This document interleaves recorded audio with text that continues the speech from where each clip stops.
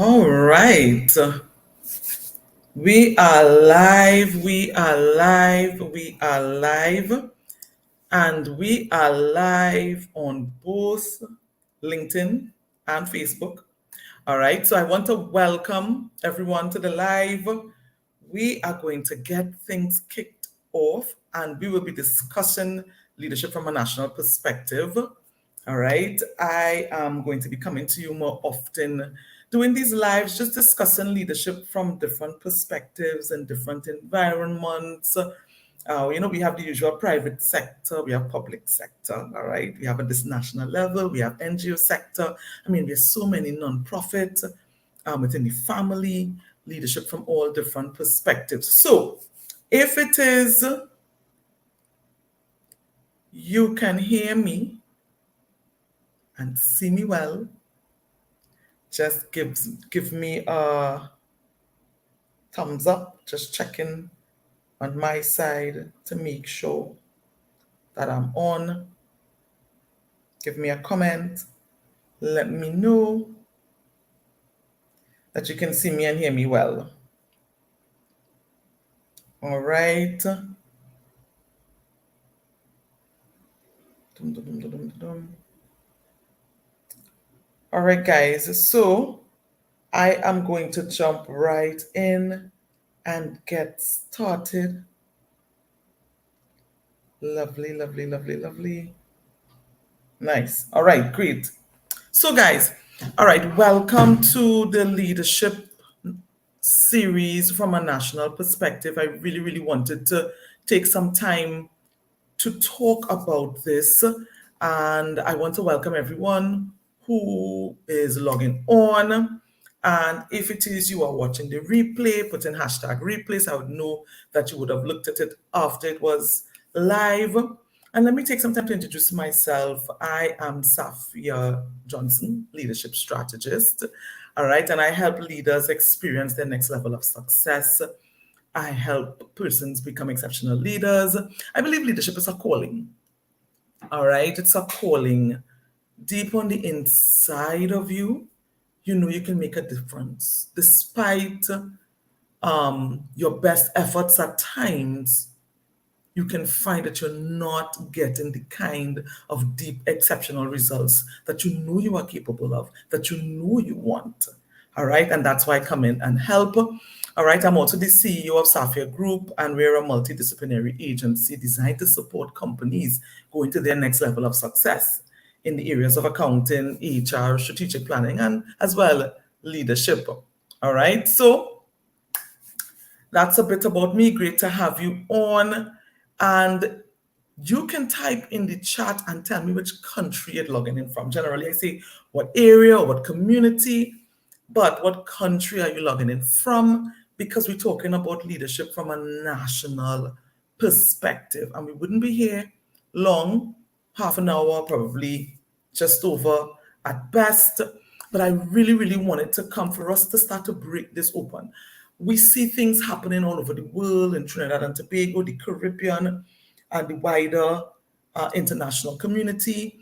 And sometimes when we think about national leadership, we only think about it in terms of what we see happening in electoral politics. But national leadership is so much wider than that, even though it includes that. All right. So this is a 10-part series, and today being day one. All right, day one. And for the next, well, today is the first Monday, so I guess next 9 Mondays, 10 Mondays in all, at 8 p.m. Atlantic Standard Time, Eastern Standard Time, we will be discussing this topic. All right. So even again, if it is you're watching it on the replay or you're here live and you have a question, put it in the comments. All right, depending on what it is happening, if I can deal with it one time, I will. If not, definitely in the next session, next week, Monday, I will deal with it. All right, I love to get feedback, get your perspective. And the thing is, people have different perspectives, and it's fine. Everybody has the right to have their own perspective. All right. So if it is you have a comment, you have a different perspective or the same perspective, you agree, put it in the comment, ask your question as well. I want to say this, that anyone who has a true heart for their country really should tune in. Anyone. And certainly, if it is you serve or want to serve the public in any way, at any level, particularly at the leadership level, then this is specifically for you. You should tune in. All right. And you should send it to someone who you know might be in either one of those categories. All right. And not because someone is in a leadership position means that they know how to lead. Leadership is a skill. All right. And it's a skill that can be learned and mastered. And as a leader, if it is you think that naturally because you are in a leadership position, you will just know how to lead, you are actually selling yourself short. Even people who have natural skills in football or cricket or any other sport, we know that they still have to train. They still have to sharpen and refine that talent in order to achieve exceptional results. So even if it is you have a natural skill of leadership, you should invest in upskilling yourself and refining it, honing it, so that you become an exceptional leader. All right. And there's an example that I always give, always give. All right. When I was being promoted from chief accountant to chief financial officer years ago, it's almost now 2 decades ago. And I remember when and that was my first executive position. So I'd been in leadership, we're talking about executive, very senior leadership. That was my first time at it. And I was promoted based on my accounting prowess. I was promoted based on my accounting acumen and skill and experience and qualifications and all of that. But when I became the CFO, the Chief Financial Officer, I hardly did any accounting. The lion's share of what I did was leadership and strategy. All right. And many times we think because somebody may be strong at one level, they will automatically be strong at another level. And it doesn't always happen like that. And sometimes the persons who we see offering themselves for leadership in different areas in our society, they may have a particular skill that may make them pretty good for the job. But the truth is, a lot of it is leadership. You see, you can delegate many things. All right, there's so many things that you can delegate, but you cannot delegate your leadership. You cannot delegate your leadership. And leaders really should only be doing the things that they alone can do. All right, only do the things that they alone can do. And not do something simply because they can't do it or because someone else is taking long. You know, we do those things as leaders, right? We have a whole list of reasons why we do things we ought not to be doing. You need to delegate that. But I can say to you that your leadership is not one of the things that you can delegate. You can basically delegate out almost everything else. But if you delegate your leadership, you'll be making things more difficult for yourself. All right? You'll be making things more difficult for yourself. All right. So when we talk about leaders at the national level, who are we referring to? So this session today, we're going to be laying some foundations. We are going to be just setting the platform for what we're going to talk about over the next 10 weeks. Well, now 9 weeks, right? Today is the first day, first week. I want to say that it's, again, try to resist the urge to only think about the government or think about the opposition or think about, whatever party you may support or not support, or think about all the ills in your society. National leadership is a very broad category. All right. And there are many people who serve at a national level. So I'm going to mention some of them. This list is definitely not exhaustive, but let me just put this broad catch. Anyone with responsibility to serve the public in some form or fashion, you are serving at a national level. Anyone with responsibility for an area, service, or product that is of significant public interest, you are serving at the national level. Then we have, the usual culprits, right? Members of government, all arms of government, the executive branch, the opposition. Those are the things that generally pops into our mind. But just wanted to, yes, they're included, but there are more. The legislative arm, the entire local government structure. All right. And depending on which country you're from, that structure can look different. All right. But all of them, they serve at a national level. Heads of public services. And when I say heads, I mean boards as well as CEOs and the executives. All right, public services like utility, water, transport, protective services, all of them. All right.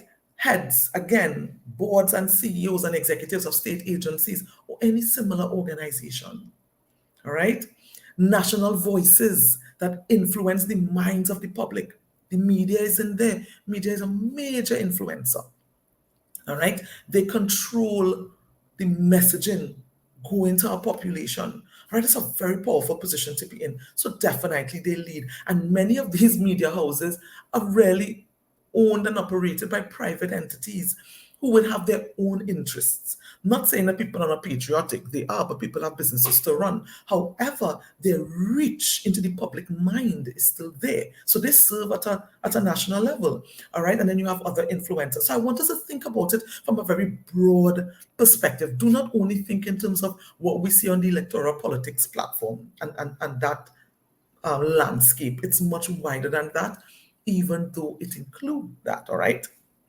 It includes that. So be more aware. All right. It's the first thing I want to say. So even though this is for national leaders and most of the content that I would share is mainly to assist persons who have an interest in serving at a national level, who serve at a national level, or who want to support or influence the outcome of what's happening in their own society. All right. Now, people access national leadership positions in different ways. It's not just elections, all right? I keep harping on that, but it includes elections.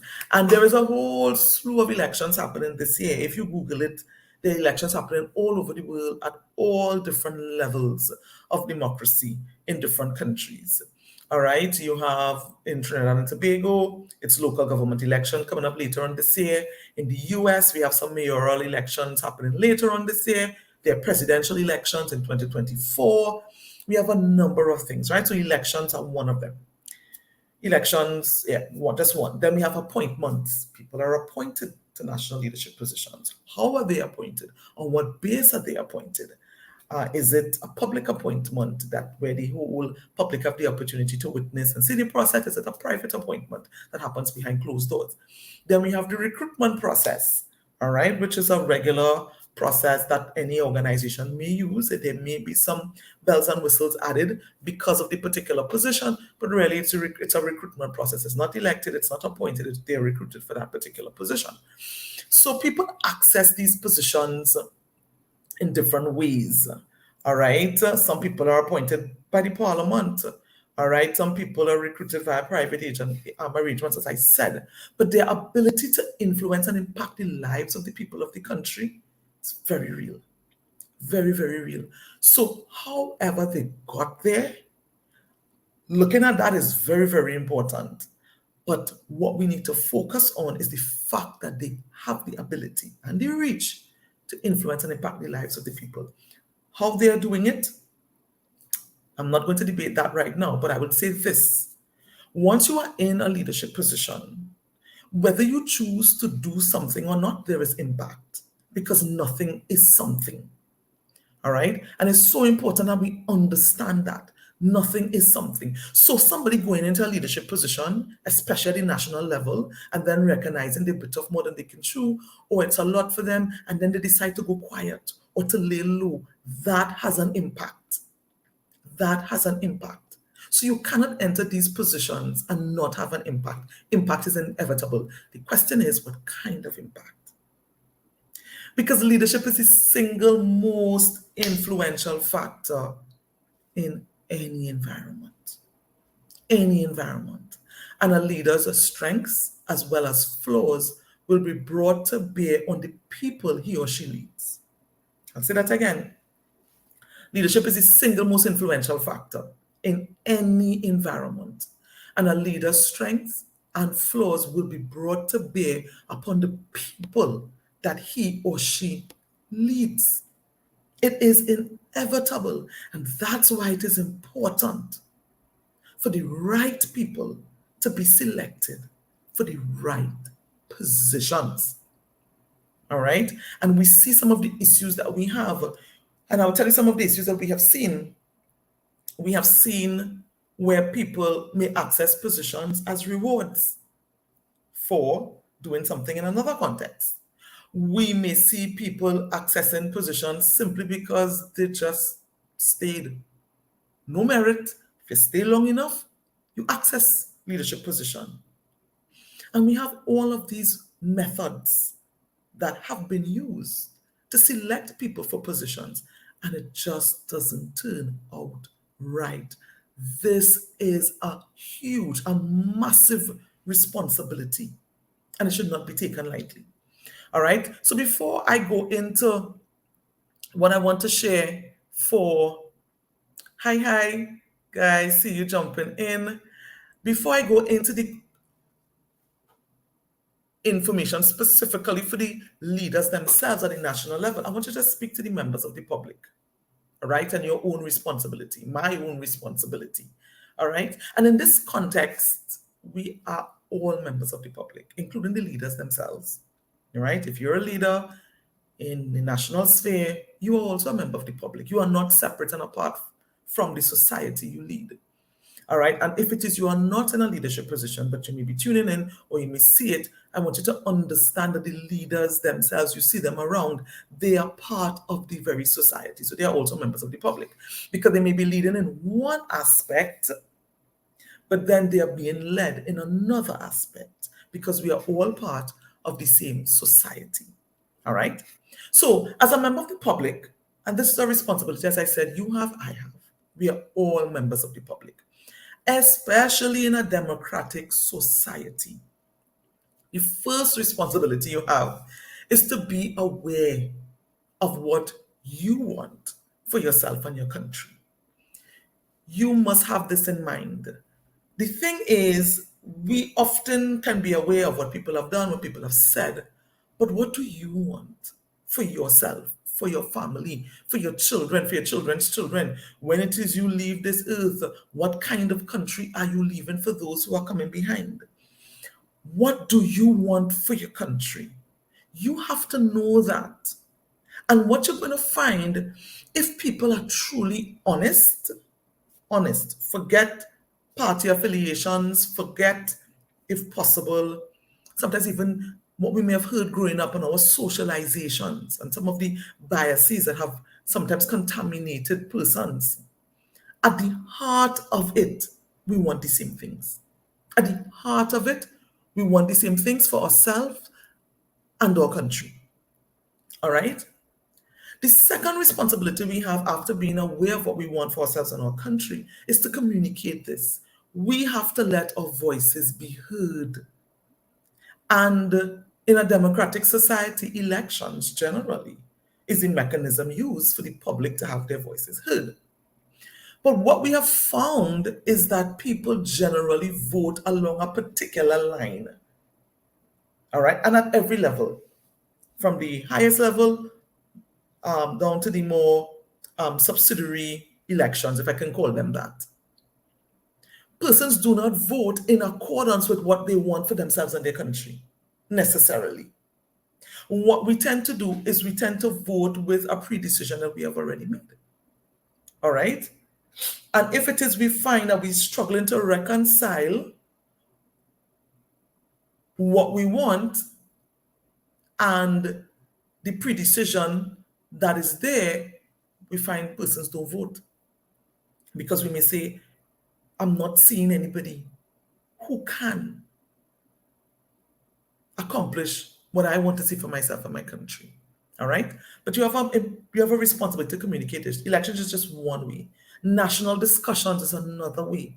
Have the discussions, bring it up, speak about it in your home, speak about it in your community, speak about it with your families, with different persons.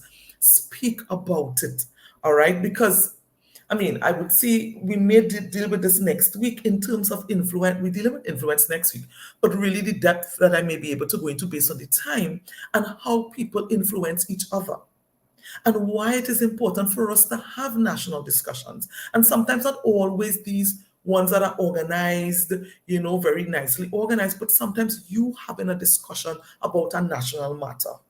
And it's not just to argue, it's not just to say, look what happened, I don't like that, but it is to advance a country and a position that is beneficial to everyone, to advance positivity, advance it from a positive perspective, not just to talk about the ills and what's going wrong and all these different things, but start discussions, start getting your children and other young persons, and start getting your families and communities and co-workers and employees and employers just talking about things from a national level.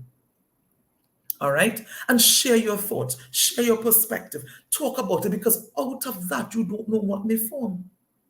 Then you have media, and you have traditional media, you have social media. Communicate what you want for yourself and your country. All right, and be bold about it.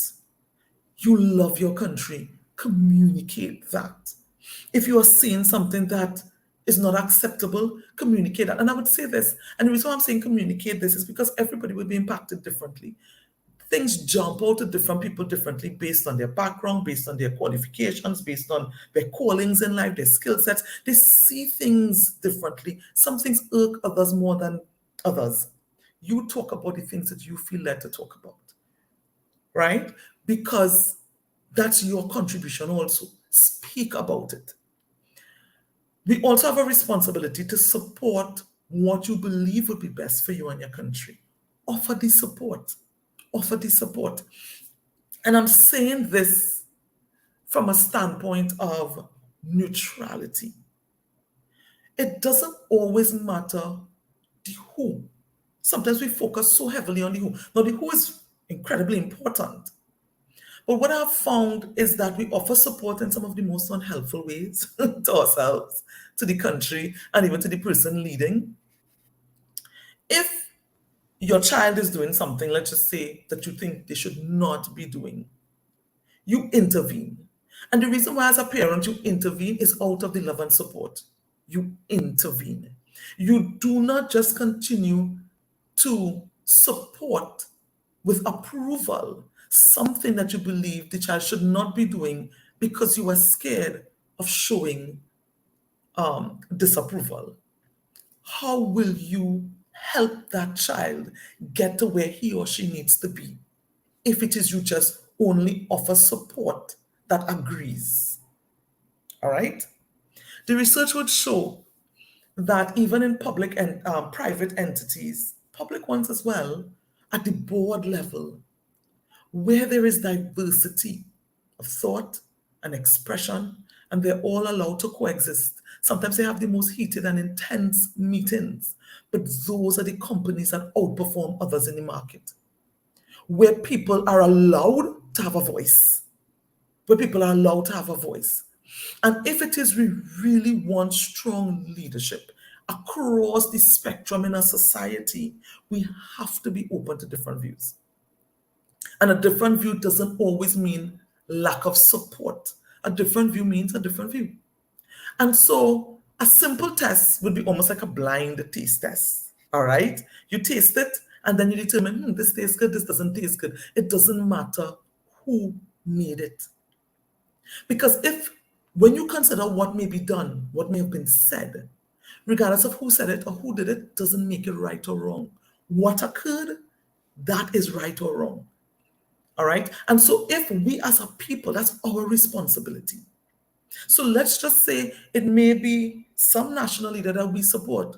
We are generally backing this person, but they did or said something that you think is not in your best interest or the best interest of the country. You have a responsibility to communicate that. That doesn't mean support. That doesn't mean that you don't support. It actually means that you support and you want to see the best for that person and your country. So you indicate, hey, that can't work. And if it is, we really have to be a mature society. Any mature society allows for that type of discussion. Let me know if I'm making sense. It allows for that type of discussion. Anytime there is this phenomenon called organizational silence that we see in companies where persons do not really say what they believe because saying what they believe is met with some kind of consequence, victimization, they belittled, or simply they're ignored, dismissed, disregarded. All right. And as a result, people stop speaking because it doesn't make sense. They don't view themselves as being valued. All right. And so the same thing can happen in a society. where we really do not get the heartbeat of what people want because they feel like it doesn't make sense. Because saying it, there is either some penalty, you shifted, you moved, or it's dismissed, disregarded, taken for granted, and so you stop saying. All right? And so it is so important as a public that we call a spade a spade. And let me put it on the flip side. Let's just say someone who you do not usually support said something or did something that was in your best interest or in the best interest of the country. We are supposed to be mature enough to say, hey, I agree with that person. I agree with that person. That is how we get the synergies and the best, the collective best out of the minds of a country. The collective minds of a country. If it is we remain nationally siloed, then we cannot really go forward as a nation. Different camps is fine. Different philosophies and ideologies, that is fine. But let me tell you this, because we all live in the same society, there's some things that affect all of us the same way, and on those things, at least we can agree. And we are supposed to be mature enough to agree on it. And as a public, as members of the public, that is what we ought to be demanding. That's what we ought to be expecting from the persons who aspire or sit in national leadership. Nothing less. All right? Which brings me to my next point. As a result, we are supposed to be willing to implement a warning or a consequence when you believe something is occurring or has occurred that is different from what you think would be best for you or the country. That is your opportunity there. They are managing the resources of the country on our behalf. All right? Not on their behalf, on our behalf. The only way it's on their own behalf is when they are part of the public. It's never on their own personal behalf. And so we have to also be good stewards and monitor and make sure that we communicate our position. When we don't do that, we have runaway horses. People should never, never get a free pass. Never get a free pass on managing a nation's resources and people. We have a responsibility to communicate. We have a responsibility to our children and to those who come in after us. All right? So I'm just putting this plug in here for us as people, as a society. And if it is I am serving under a leader, and let me tell you this, one of my personality traits, I'm fiercely loyal, fierce loyalist. All right? That's my superpower as well as one of my weaknesses, perhaps, right? But if I believe that somebody I'm supporting is not operating in a manner that is in my or the collective best interest of the people that they lead, I will say something. It is incumbent upon us that we say something. We should not keep quiet, because keeping quiet does not represent support. All it will do is create further decay. And the very thing that you love and that you support will start to disintegrate. And after a while, it will not be that thing that you first supported. It's going to morph into something else. All right? Do not allow one thing. If you honestly love your country, do not allow one thing if you're not willing to allow it 100 times over the next 100 years. Do not allow it even once if you're not willing to allow it over the next 100 times over the next 100 years. All right?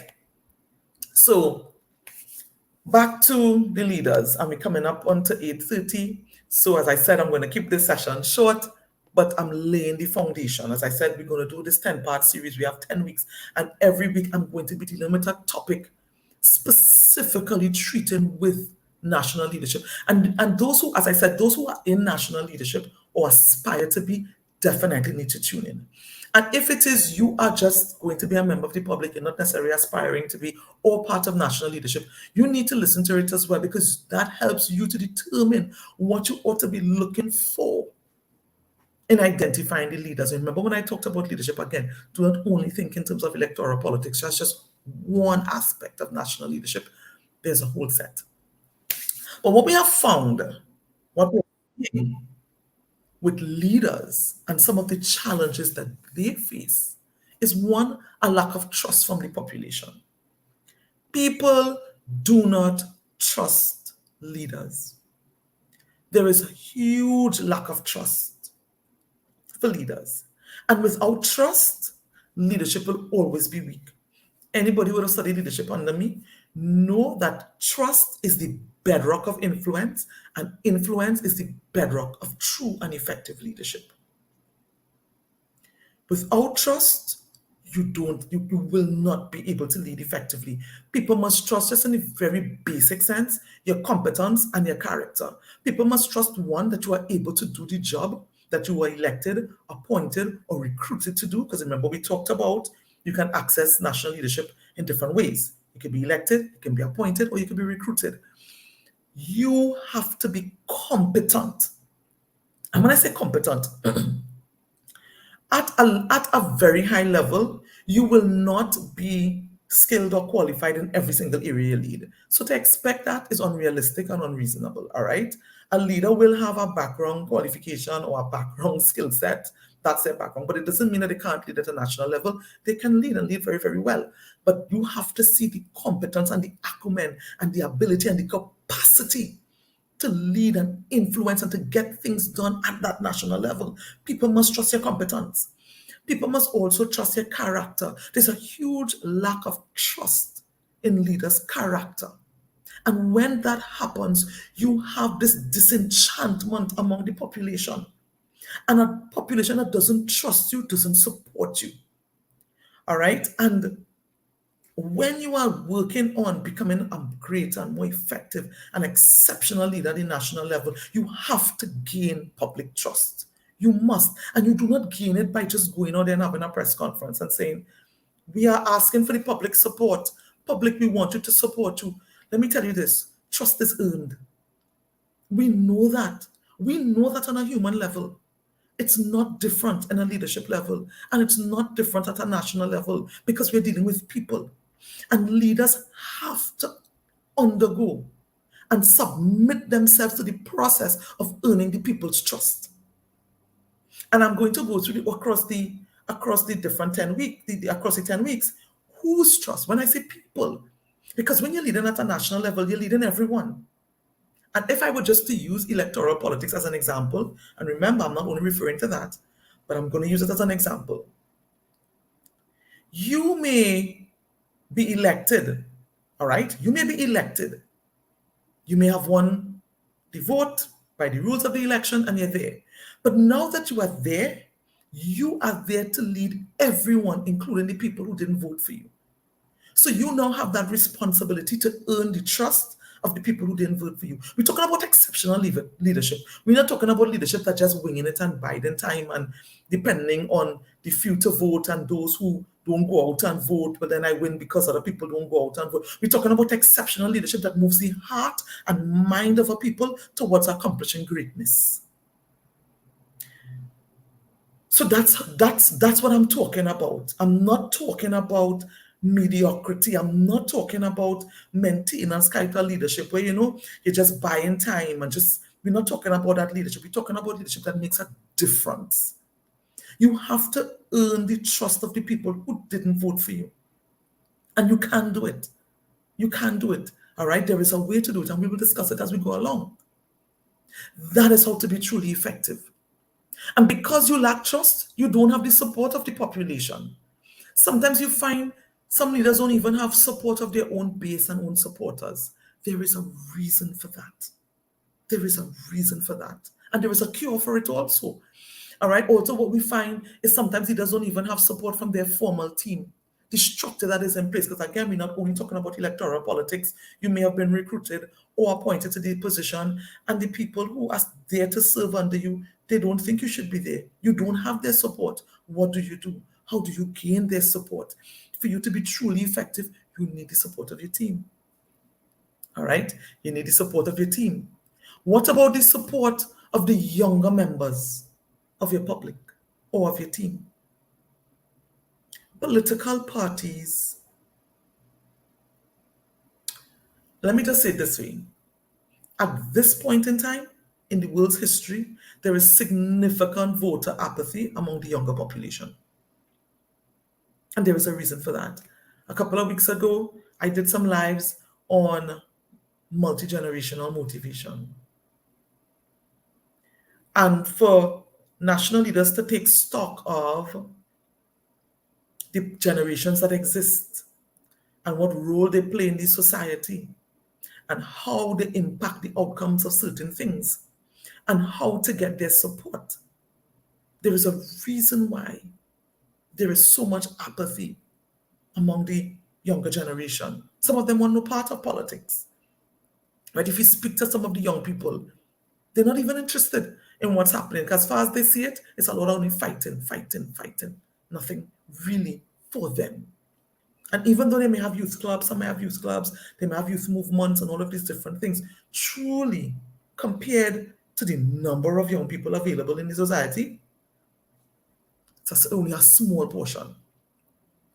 So many leaders, you come in bright-eyed, bushy-tailed, all right, only to have the wind knocked out of you when you meet the monstrosity of bureaucracy. The monstrosity of bureaucracy, or sometimes the level of mess you have inherited. And you don't want to damage public confidence or to create panic, so you fall in line. You blend in, no change. And it goes against the very reason why you even offered yourself, which was to bring change. So you allow yourself to be defeated by broken systems. And that is the issue that we have. That is the issue that we have. And I want leaders to know, those who, because it's not easy to offer yourself for national leadership. It's not easy. People think it's easy. It's not. It's not easy to always be in the public eye. It's not easy because many times when people say things and do things, they take no thought for the fact that you're a person, you have a family, you have ambition, you have your health, you have all these different things. All of that, as far as people are concerned, are fair game. All right? And sometimes it's unfair. But it's so important. It is so important that as a leader who is aspiring to or in national or already there in national leadership, that you make a decision to make a difference. If it is you're going to blend in, then don't bother to offer yourself. If it is you're just going to fall in line, don't bother to offer yourself. Because that is not what societies need now. If it is in the private sectors of organizations, people could be talking about innovation, people into AI and all these different things that we need to move forward, to be progressive as a society. And in some public entities, we're still moving with books and pens and pieces of paper. Some persons don't even have computers to work with, though their jobs require computer. We have to move past that. We have to move past that. But there is a reason why that is happening. All right? There is a reason why that is happening. And during this 10-part series, I am going to delve into it. And that's why it's 10 parts. I'm going to delve in it at a deeper level. Because even me, I am a member of a public. I live in Trinidad and Tobago. I have clients in different countries of the Caribbean. I have clients in the US. And so I have a responsibility as well. And so I'm sharing this also out of my responsibility. I saw Cleveland made a comment. I love this comment. There can be no separation between the leader's public life and personal life. If you are a national leader, your personal life matters. I agree, but I agree with a boundary in that your personal life matters because who you are is who you are. All right, so people should know who you are. And people should know who they are either voting in. They should know who was appointed. They should know who was recruited. People should get some insight into the people who will have responsibility for them and their affairs. All right? However, people should be allowed some level of privacy because they are still human. They are still human. And sometimes people don't know where to draw the boundary, and I think that is important. But as a society, I would say this as I start to wind up, as we, and again, I'm going to be here next week, Monday, 8 p.m. Log on, send it around. It's going to be on the platforms. I'm actually think I'm going to download it and put it on our YouTube channel as well. But I'll say this. A nation is never small because of its geography. A nation is small always because of the mindset of its leaders and its people. I'll say that again. A nation is never small because of its geography. A nation, and that's why you could have countries with large land masses operating with a small mindset, as if they are 100th their size. And you have countries who could be tiny, but pushing some serious international power. A country is not small because of its geography. It is small because of the mindset of its leaders and its people. And so I would flip it. A country is not large or big or massive because of its geography. A country is large or massive because of the mindset of its leaders and its people. And we as a public also have a responsibility. As I said before, even I'll be focusing on leaders. We as a public, and even leaders are part of the public, to expect and to demand more. Our leaders can do it. And if they can't, then somebody else step up. But we have to move forward in our various societies. All right? And let me tell you this. Last thing. I do not judge leaders very harshly, having been a leader myself at all sorts of different levels. I do not judge leaders harshly. It's very easy to speak when you don't sit in that seat. That seat is hot. That seat is hot. It's very easy to judge when you don't sit in the seat. And so my perspective, at least what I'm seeking to do, is to support. I'm going to provide information, insight, advice, recommendations to assist. To assist. But leaders who refuse to grow should never be tolerated by society, by a people, by a company, by a team. A leader that refuses to grow should never be tolerated. Mistakes, we can understand. No growth, non-negotiable. All right? So, as a leader, make a decision to grow. Once you grow, your effectiveness grows, your impact grows. And if you are not yet in leadership, but you are making a choice and adding your voice to who sits in that national level, you demand growth, demand difference, demand change. All right? And remember, I talked about the ways that you can add your voice. You have the elections, national discussions, via the different medias. Let your voice be heard. All right? I am starting mine. I'm letting my voice be heard. And I want you to add yours. Put your comments in. Put your questions in.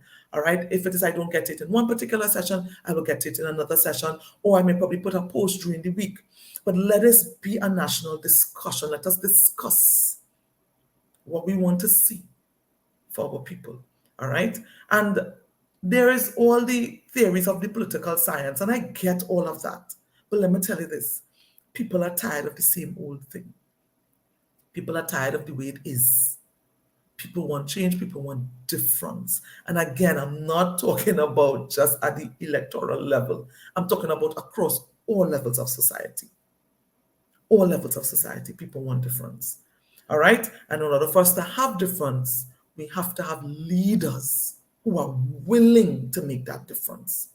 And we have to have a people who is willing to demand and support leaders to make that difference. All right? So, guys, I am signing out. All right? Share this live. Tag somebody when the live ends. We are also going to put it up on our YouTube channel. Let us all log in again. Put it into your schedules. 8 p.m. Monday night, straight for the next 9 Mondays again. We will be right here. Bring your questions, bring your comments. Send me an email, send me a DM on what you think we should be talking about. Do I have my list, all right, of topics we're going to touch on? I'll be happy to add in other matters as they are relevant. All right, guys. So signing off tonight. Have a great rest of the night. And speak good things over your nation, whichever nation you're from. Speak good things. All right. Bye, guys.